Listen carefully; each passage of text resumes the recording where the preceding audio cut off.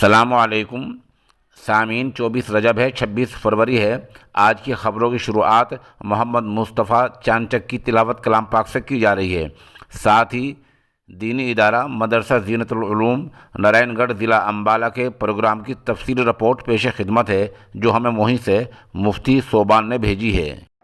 24 فروری سن 2022 مطابق 22 رجب سن 1443 ہجری، بروز جمعرات، بعد نماز ظہر تا عصر مدرسہ زینت العلوم نارائن گڑھ امبالہ میں انجمن اصلاح اللسان کے زیر اہتمام طلباء کا 4 رخی اختتامی پروگرام منعقد ہوا، جس کی صدارت عارف باللہ حضرت مولانا عبدالرشید صاحب، محتمم مدرسہ فیضان رحیمی و خلیفہ و مجاز حضرت اقدس مولانا سید مکرم حسین صاحب سنسارپوری دامت برکاتہم العالیہ نے فرمائی، اور سرپرستی کے فرائض حضرت مولانا محمد الیاس صاحب کاؤنٹی نے سر انجام دیے۔ مہمان خصوصی کی حیثیت سے سائیں عبدالرحیم صاحب و مولانا سید احمد عادل صاحب نے شرکت فرمائی۔ قبل ازیں طلباء نے ضمنی مسابقات میں شرکت کر کے دینیات، تقاریر، تلاوت، نعت اور اذان میں اپنی صلاحیتوں کو بروئے کار لاتے ہوئے اعلیٰ نمبرات سے کامیابی حاصل کی۔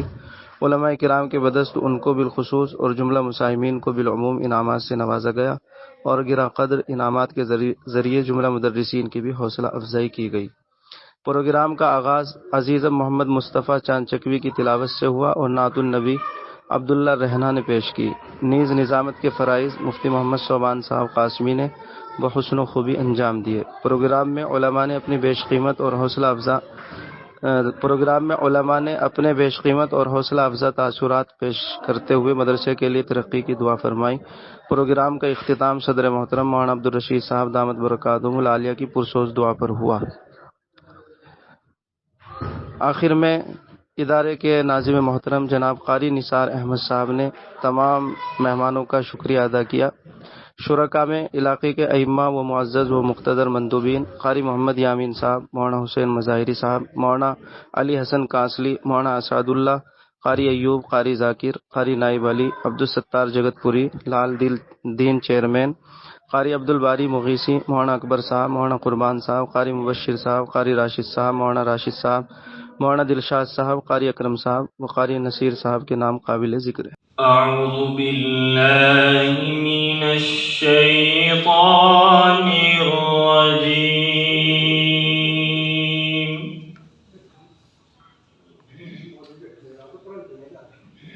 بسم اللہ الرحمن الرحیم،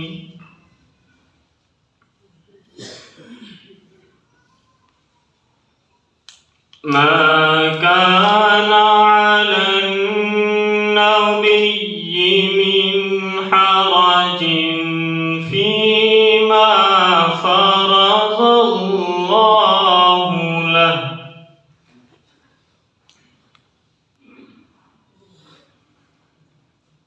سنة الله في الذين خلوا من قبل،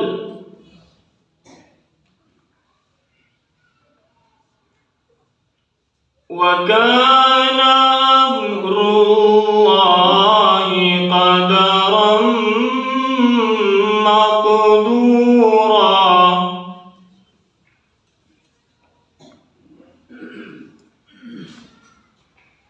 الذين يبلغون رسالات الله ويخشونه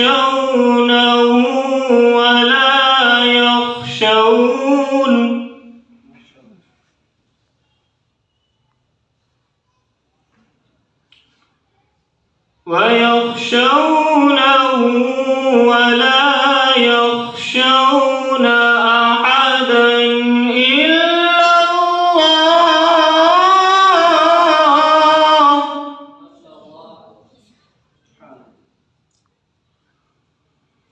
وكفى